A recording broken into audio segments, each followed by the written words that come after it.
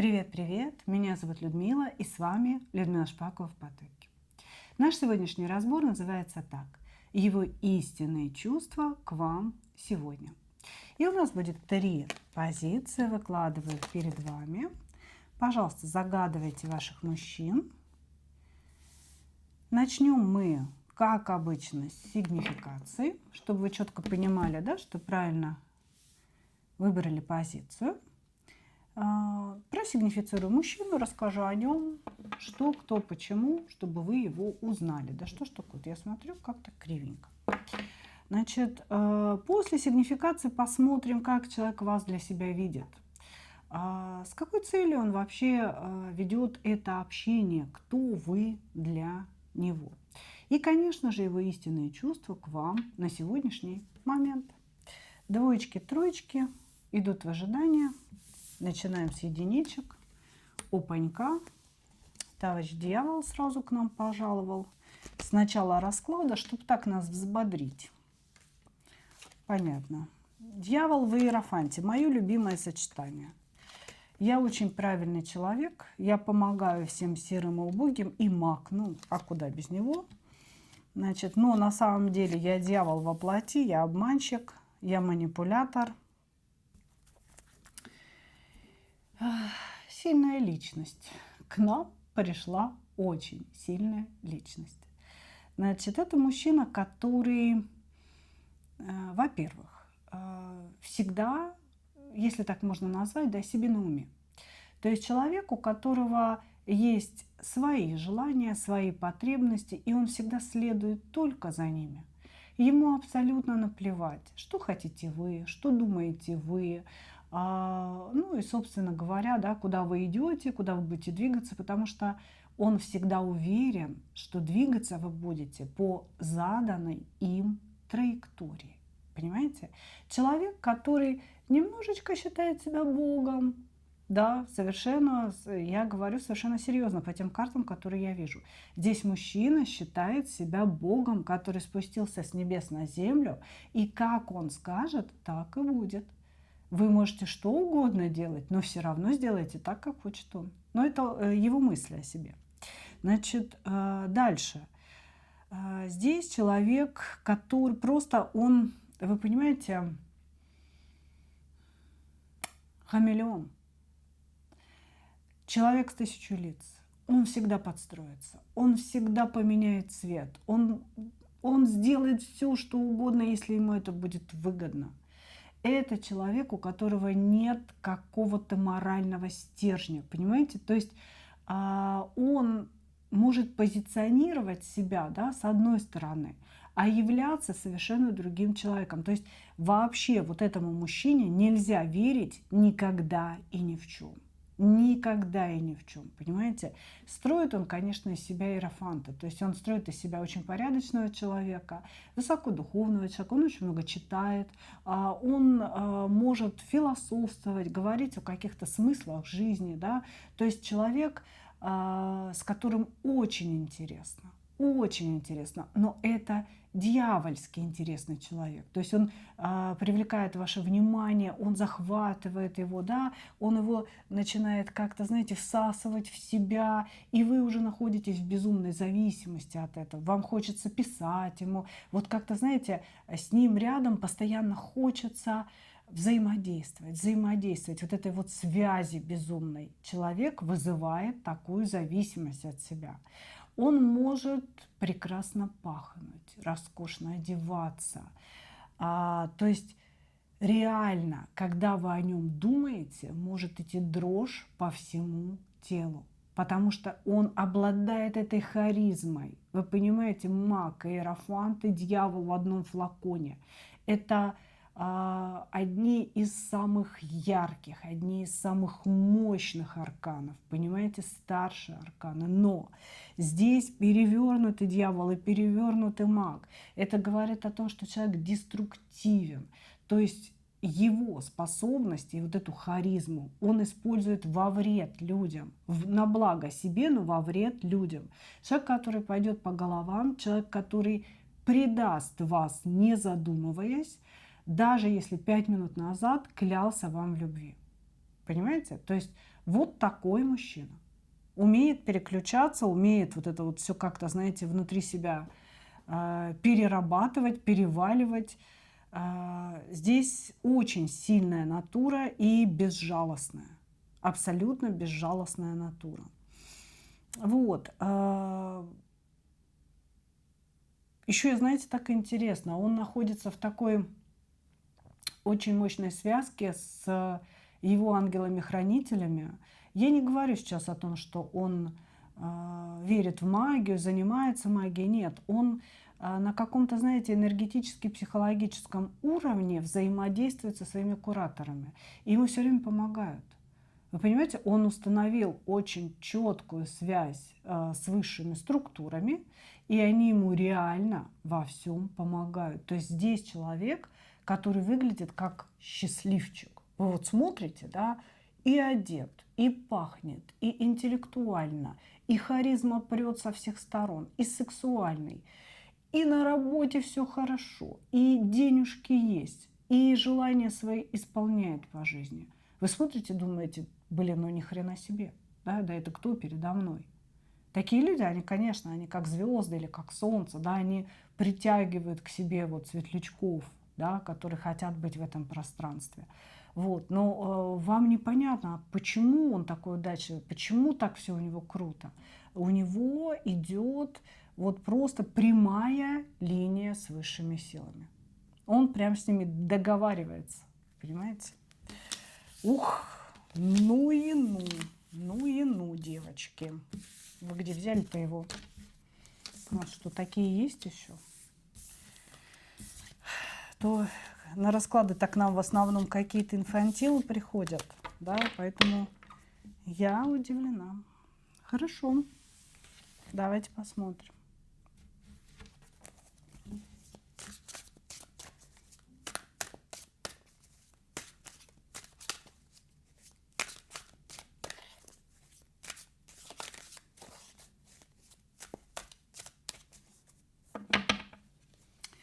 Зачем вы ему?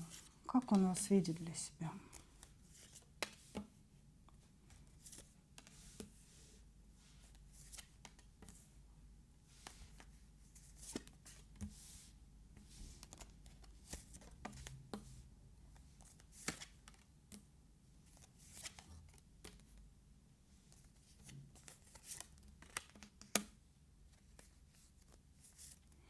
Он говорит, ни зачем.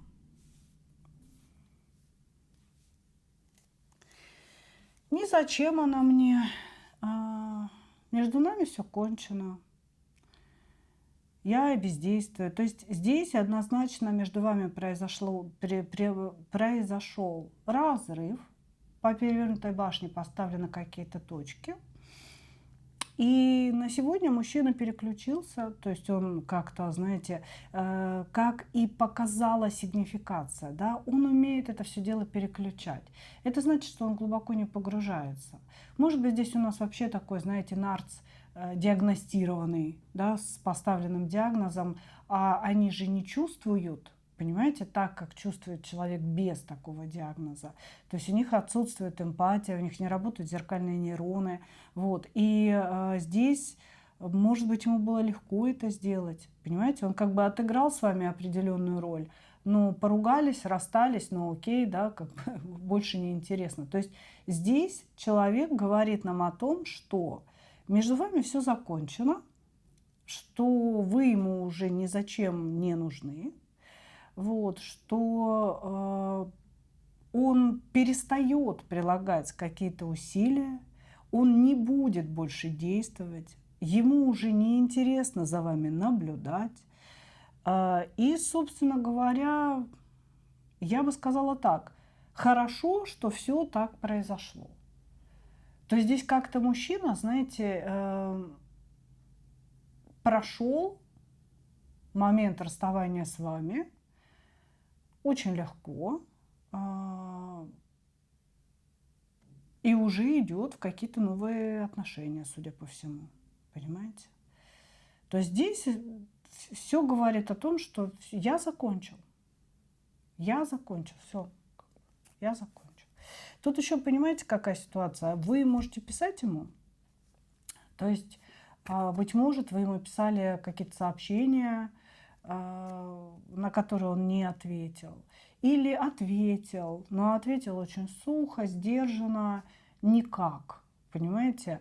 Потому что здесь еще есть сообщения, вот, ну, скорее всего, с вашей стороны. Они, как бы, знаете, в воздухе висят с позиции «мне это не нужно, но если она мне напишет, ну, поговорю».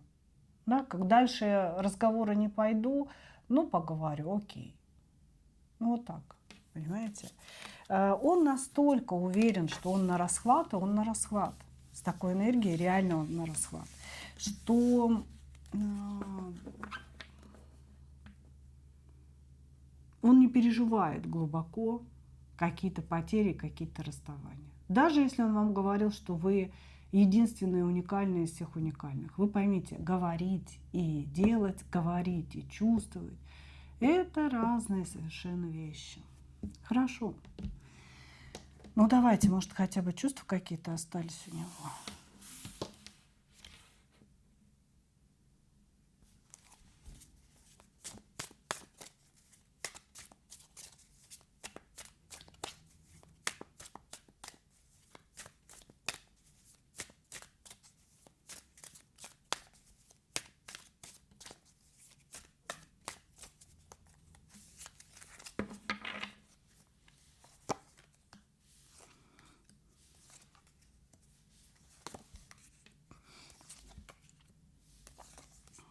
Его истинное чувство к вам на сегодняшний день. Перегорела, девочки. Перегорела. Пожалуйста, не унижайтесь, не звоните, не пишите, потому что он здесь прям говорит о том, что вы как-то, ну, чуть ли не навязываетесь ему со своим общением, а ему это уже все нафиг не сдалось. Вот, то есть нет здесь никаких чувств, но вы не должны принимать это на свой счет. Вы должны понять, перед нами человек, который не умеет чувствовать. Причем не умеет чувствовать физиологически, скорее всего, понимаете? Он умеет получать удовольствие от своей власти, от своего царствования над женщиной, над ее эмоциями, понимаете? Это все какие-то игры, в которые он играет, понимаете? Но это не любовь, это не чувство. То, что между вами было, это была некая шахматная партия.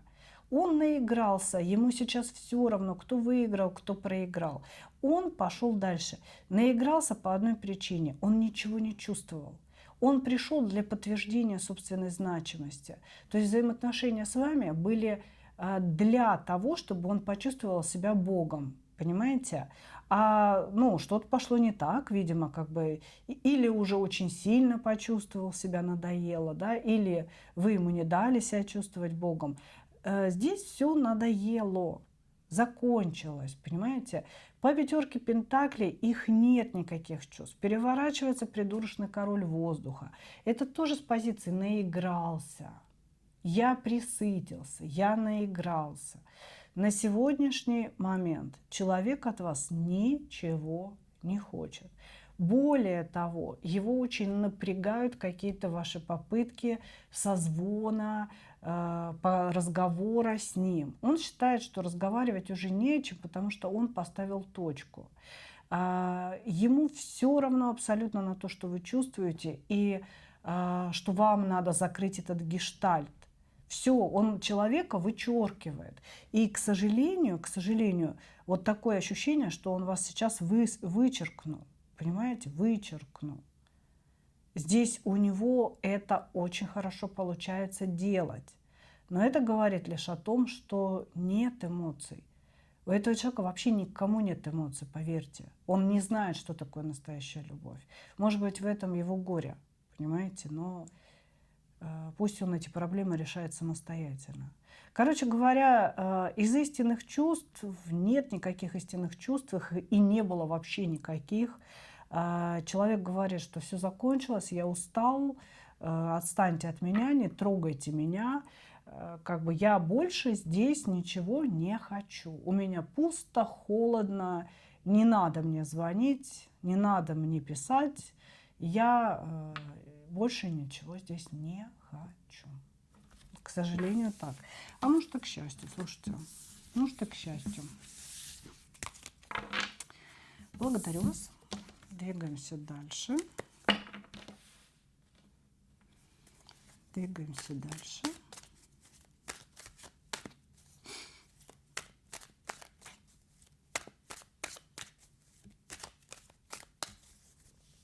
Двоечки. Опа.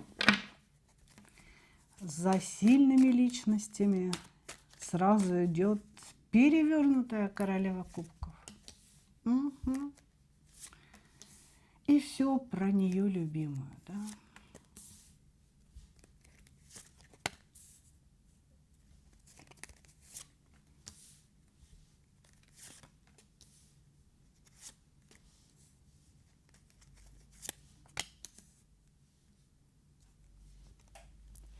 Значит, мужчина. Сразу все начала чесаться. Значит, мужчина очень-очень чувствительный, эмоциональный человек, который, когда начинает с вами общаться, он как будто бы проникает под кожу, да, и начинает вас очень хорошо чувствовать. Через время общения с таким мужчиной возникает ощущение, что вы общаетесь с подругой, что этот человек, он как будто бы знает все про вас, чувствует ваше настроение, может реагировать вот так, как вам нужно, да. То есть, по сути, это такая подружка в штанах. Мужчина, который очень-очень быстро рушит все границы, все барьеры своей искренностью, своим доверием, понимаете, вот он такой вот, он может о себе начать рассказывать какие-то моменты из детства, какие-то моменты своего первого сексуального опыта, да, вот что-то, что мы стараемся не ну, как-то выносить, да, на обсуждение, этот человек начинает с вами сразу обсуждать, и вы как-то вот сразу проникаетесь, да, думаете о том, что, блин, ну если он мне это все рассказывает, ну, наверное, я что-то знаю, что для этого человека, да, не будешь же первому встречному такое рассказывать. Вот. Это его манера общения с женщинами, то есть он растворяется в женщине, становится очень похожим на нее, слушает ее внимательно, старается с ней вот как будто бы, знаете, быть сопричастным все время. И, конечно, вы могли очень быстро попасть под это обаяние искренности. Значит, далее начинает выясняться, что мужчина совсем не такой, как показалось с первого взгляда, но вы все равно будете всегда ждать повторения вот этого сценария, да, его искренности, теплоты, такой нежности. На самом же деле перевернутая кубковая королева в мужчине говорит прежде всего о том, что он не умеет и не намерен зарабатывать деньги и кого-то обеспечивать. У него есть подсознательное ощущение, что он пришел в этот мир, да, для того, чтобы его кружили, чтобы его обеспечивали. По сути, да, вам хочется найти сильного мужчину рядом, богатого, да, который бы вас обеспечивал, и ему хочется найти сильного мужчину рядом, который бы его обеспечивал. Ну, может быть, да, это человек латентный гомосексуалист, а может быть нет, может быть это такая психологическая черта. Значит, он ищет себе женщину в девятке пентаклей, женщину, у которой есть дом, у которой есть деньги, у которой есть стабильный заработок, и которая будет его взращивать, да, как цветочек аленькой в своем саду. Вот какую женщину он ищет. И выбирает он априори себе женщин состоятельных, женщин уверенных в себе, сильных, которые могут его обеспечить. И вот под них он готов плясать, подстраиваться ровно до момента, когда женщина попадется вот в эти сети. Потому что сильным женщинам что нужно? Им не хватает эмоций, им не хватает нежности. А он именно тот персонаж, который нежность приносит. Понимаете? И сильная женщина сдается. Потому что вот она везде сильная, на работе, там, в бизнесе, с коллегами. А приходит домой, ей хочется вот этой нежности, ей хочется побыть просто девочкой. Вот. Но за то, чтобы побыть девочкой, вам придется платить деньгами. Этот мужчина не будет работать. Под любым предлогом он будет сидеть дома. Но это не сидение дома, нет. Это разгульный совершенно образ жизни. Он может, не знаю, купить себе крутой мотоцикл на ваши деньги, гонять с какими-то компаниями, разбить к херам собачьим этот мотоцикл, да, повесить на вас выплату всех и всего. Вот. Он может ездить на какие-то тусы, в ночные клубы, какие-то фестивали, еще что-то. Все это будет за ваш счет. То есть здесь мужчина хочет жить на полную, на широкую ногу, дышать полной грудью этой жизни за чей-то чужой счет. И для этого он ищет себе женщину, да, которая это все будет оплачивать. Абсолютно безбашенный человек.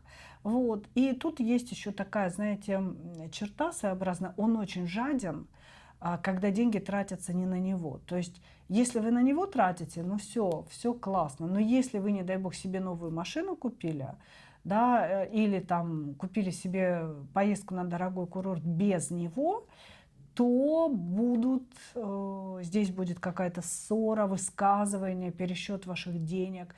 То есть сам он не зарабатывает, но в ваш карман с удовольствием залезет. Понимаете? Будет вам указывать, что говорить, что не говорить.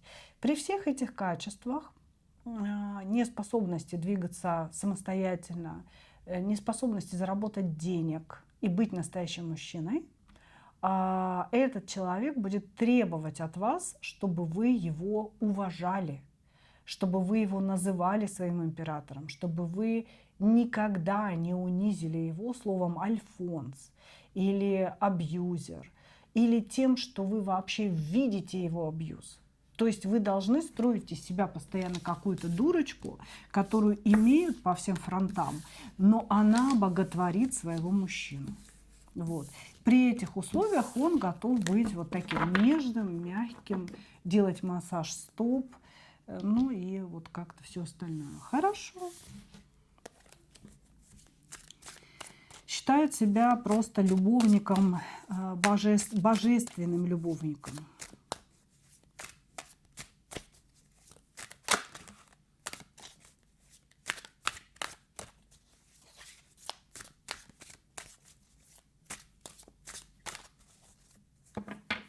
Кто вы для него? И зачем вы ему? Зачем вы ему? Сил. Жрица. Ни хрена себе. Зачем вы ему? Вы же пламенный источник чудес на земле. Вы же можете все. Вас здесь немножечко обожествляет. Так, ну зачем вы ему? Вы источник. Источник огромной энергии. Он считает вас колдуньей. Он считает, что вы обладаете колоссальной магической энергией. Здесь, кстати, перевернутые королевы кубков, как и прямые в мужских энергиях, да, то есть когда это мужчина, они очень верят в эзотерику, они ей занимаются, они читают, они смотрят таро-расклады, все нормально, все нормально. Поэтому здесь человек считает вас ведьмой, он считает вас, ну, понимаете, высшем проявлении этого слова, да, почему-то у нас как-то ведьма это какое-то ругательство, да, но это же ведущая женщина. И он считает, что вы обладаете тайными знаниями, что вы обладаете способностями какими-то. Вот. Только это мешает вашим отношениям. Он говорит, то, что она очень хорошо все чувствует и видит, плохо для меня, потому что она ж видит и меня тоже, да, и мои намерения. И она как бы не очень согласна делиться своим ресурсом. Вы не дурочка, слава тебе Господи, понимаете? Но он дурочек себе здесь и не выбирает никогда. Значит, он просто другими путями обходит и обманывает вот этот аналитический ум женщины. Кто вы для него? Вы для него сила, вы для него глобальный источник вселенского благословения, источник ресурса, источник энергии. И самое интересное, да, здесь как-то не совсем про финансы, понимаете? Потому что, ну, он настроен на то, чтобы качать финансы у женщины. А в вашем случае он хочет какого-то энергетического ресурса. Вот вы полны невероятной энергии. Я не знаю, что имеется в виду. И как будто бы, общаясь с вами, да, почему-то здесь переписка идет, переписка. Может быть, вы не были близкие, да, может быть, вообще все ограничилось перепиской. Вот как будто бы он, знаете, говорит, ну ты хотя бы переписку верни, хотя бы пиши мне, да, вот чтобы у меня была энергия жить. Ощущение, что человек через переписку, через слова, через тексты получает какую-то вашу энергию для того, чтобы жить. Для того, чтобы жить, потому что ваша жизненная энергия помогает ему жить. Круто. Вот. Но башня между вами произошла. Причем здесь башня с вашей стороны. Это было принятое вами решение. У вас здесь интересная такая парочка. Он, значит, у нас в королеве кубков, а вы в мечевом короле. Называется, немножечко поменялись ролями. Но я бы даже сказала, не немножечко. Да? То есть вы крайне жесткий человек, крайне интеллектуальный человек. Вы человек прагматичный. Вам вот эти сюси-пуси, дай поцелую, дай почешу. Все это 300 лет не свонялось. Вот, вы смотрите на жизнь так. Значит, проблемы создать себе я могу и сама. Мне для этого дополнительный человек в жизни не нужен. Мужчина мне нужен для того, чтобы он был партнером, чтобы он вкладывался, решал вопросы, проблемы и помогал мне жить. А ребенок, который хочет баловаться, который хочет тратить мои деньги, создавать мне дополнительные проблемы, мне нахрен не нужен. Сказали вы ему. Вот. Ну, это я так, знаете, я немножко утрирую, придаю яркости вашей ситуации. Но смысл здесь такой, вот то, что я вижу, да, то есть это же его восприятие вас, да, вы-то ему очень нужны, потому что вы какой-то неиссякаемый источник. Но вы здесь порубасили парня, вот, значит, на мелкие куски, устроили ему башню и не разрешаете ему даже себе написать. Он говорит о том, что ему плохо, он болеет, умирает вообще как бы без вас, но не разрешаете написать. Хорошо, ну давайте сейчас истинные чувства посмотрим.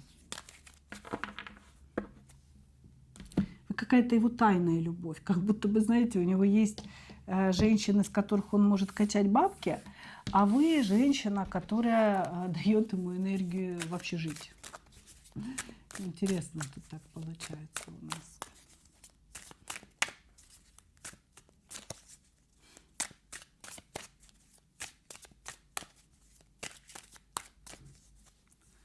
Так, истинные чувства к вам на сегодняшний момент. Смотрит за вами где-то, не может вас выкинуть из головы. Угу. Может, вы его заблочили? Или он вас заблочил? Кубковые королевы, они же такие, знаете, психованные немножко. Вы ему что-то не то сказали, он вас везде заблокировал, а сам с левого аккаунта к вам ходит и смотрит. Да, это нормальная ситуация для них. Керамическая вы со всех сторон. В общем, тут непростое отношение к вам. Сейчас я его обозначу. Как будто бы, знаете, вот есть другие женщины у него, и он с ними создает разные отношения. Да? С кем-то он там прикрепляется, как рыбка прилипала к кому-то, с кем-то дружит, ну, с кем-то любовничает. А вот вы – это незыблемая единица. Он вас полюбил когда-то, когда встретил, да. Здесь могут быть длительные отношения, они какие-то, знаете, очень прозрачные. То есть они то есть, то нет. Вы то сходитесь, то расходитесь. Но как будто бы самих отношений толком не возникает, а вот вы его заноза. Понимаете? Вы его постоянная любовь. При этом у него приходят и уходят какие-то другие реальные женщины в его жизни. А вы постоянная любовь, которая, знаете, как вот некий идеал живет в голове, в фантазиях, мечта, женщина-мечта, которая присутствует в моем сердце всегда, но у меня никогда с ней ничего не будет. Вот так.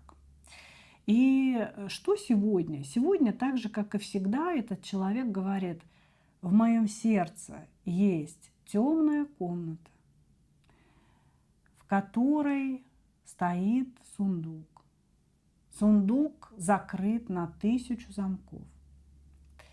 И вот в этом сундуке, в этой темной комнате, конечно же, тоже закрытый, да, сидит ваш образ. Сидит образ, который очень сильно тревожит его, который ранит его сердце и который он пытается закрыть от себя. Понимаете? То есть я скажу так: вы единственная, кого любит этот человек. Какой бы он ни был, арбузер, сволочь, альфонс и так далее, да, это же не значит, что он никого не любит. Он вас любит. Причем вы действительно единственная, кого он любит. Но эта любовь настолько невозможна, настолько болезненна, настолько она для него большая. Понимаете? То есть любовь к вам больше, чем этот человек. Он не может ее объять своим разумом, он не может приложить эту любовь к реальной жизни и как-то действовать в вашу сторону. Но он вас любит, понимаете? Эта любовь настолько большая, что ему пришлось психологически закрыть ее на 1000 замков, спрятать в темной комнате своего сердца и заблокировать себе к ней доступ. Вот что я вижу. Вы его роковая любовь. И этот человек до безумия по вам скучает. Вы для него глоток жизни. Понимаете? Глоток жизни. Это не значит, что надо его разблокировать. Это не значит, что его надо кормить. Мы сейчас разбираем его истинные чувства. Да, тут я не побоюсь сказать правду, да. Вы единственная, кого он по-настоящему любит. Совершенно не значит, что он будет что-то делать для вас, понимаете? Просто вы вот такой идеализированный, божественный, я бы сказала, образ. Благодарю вас. Благодарю вас, двоечки.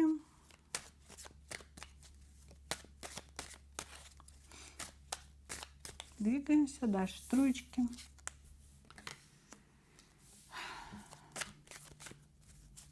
Не вашим, не нашим.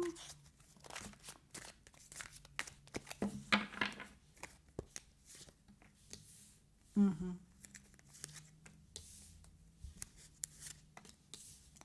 Женатый мечтатель. В семье меня не любят так, как бы мне хотелось. Жена надо мной издевается, значит, а я ничего с этим не могу поделать. Я никогда не был с ней счастлив, но разводиться я с ней не буду.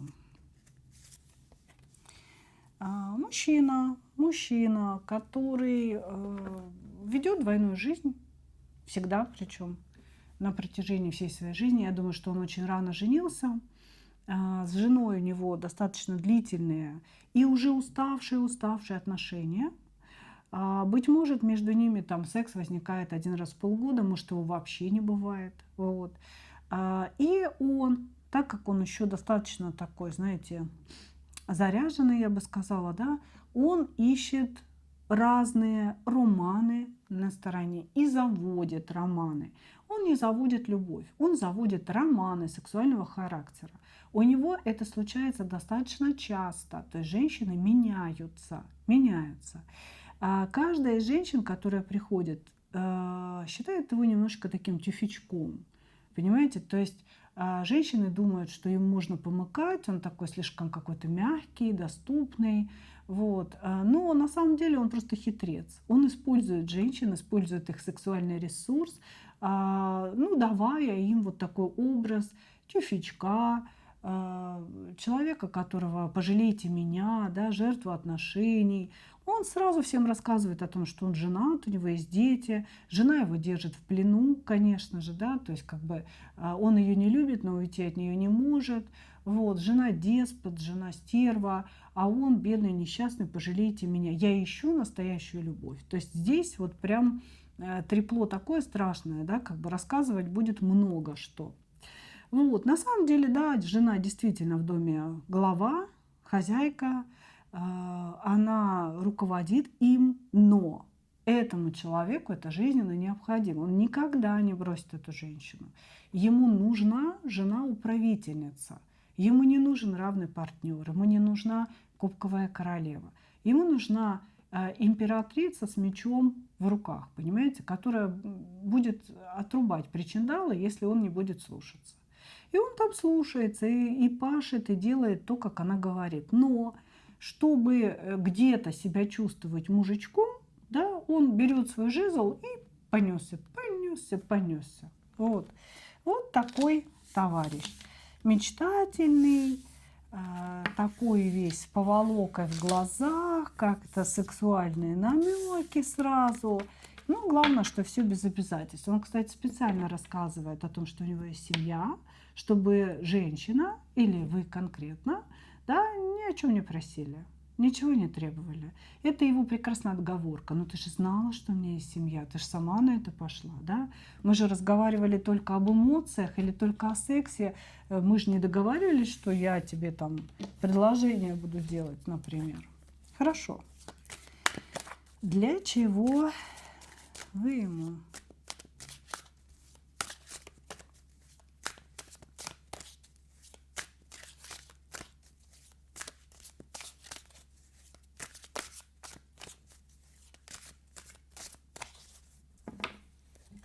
Для чего вы ему?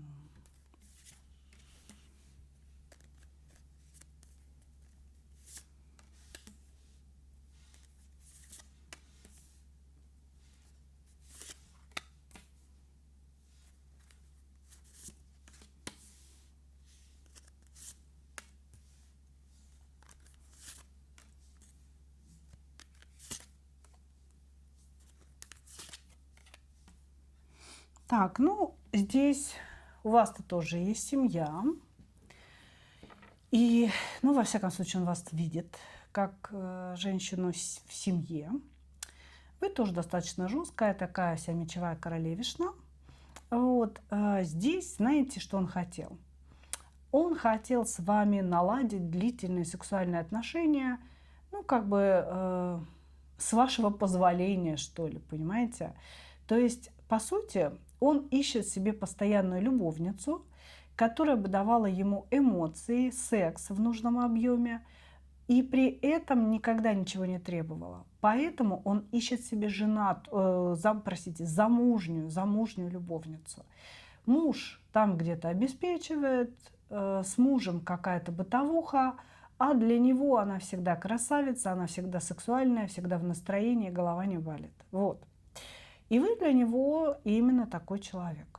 Вот, значит, он вас как бы выбрал и приметил именно с этой позиции. Сделать официальной, постоянной любовницей, которая ничего не требует, любовницей, которая еще и является жилеткой и карманным психологом, которая выслушает, которая погладит по голове, которая даст какой-то вектор движения в работе, например, да, то есть подскажет, что делать, как двигаться. Ну вот непонятно, правда, с его точки зрения, зачем бы это вам было нужно, да, но вот так оно вот здесь вот напридумывало, вот так. Вот, короче, но ощущение, что вы не согласны с его взглядами на ваши отношения. Не хотите быть такой для него женщиной. Ваша пятерка пентаклей. Потерял он вас. Он говорит о том, что он вас потерял, и сейчас между вами ничего не происходит. Он говорит, что вы находитесь в своем браке, он в своем браке, ну и как-то все, тишина между вами. Сексуальные импульсы не светятся, да, собственно говоря. Вы не появляетесь, он не появляется. Тишь да благодать. Хорошо, давайте посмотрим истинные чувства на сегодня.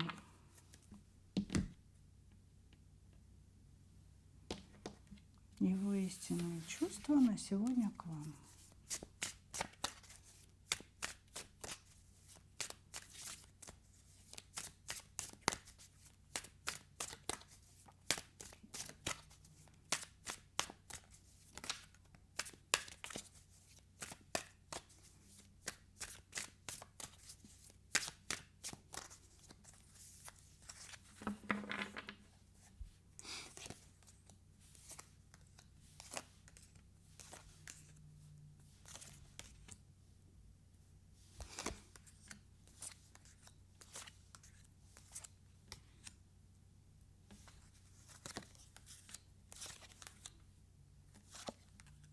Угу.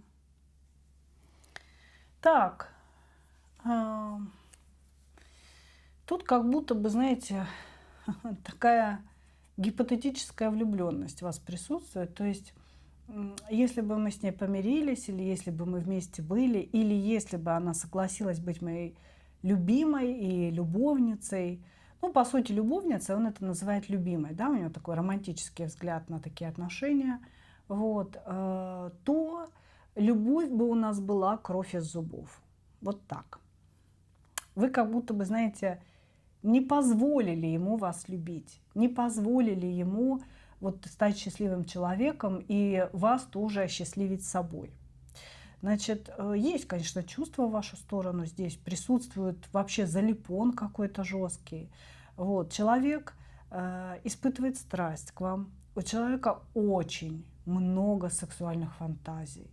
Ну, вообще немножечко на сексе помешан, и у него прям все это, знаете, фонтанами безумными в голове, значит, происходит.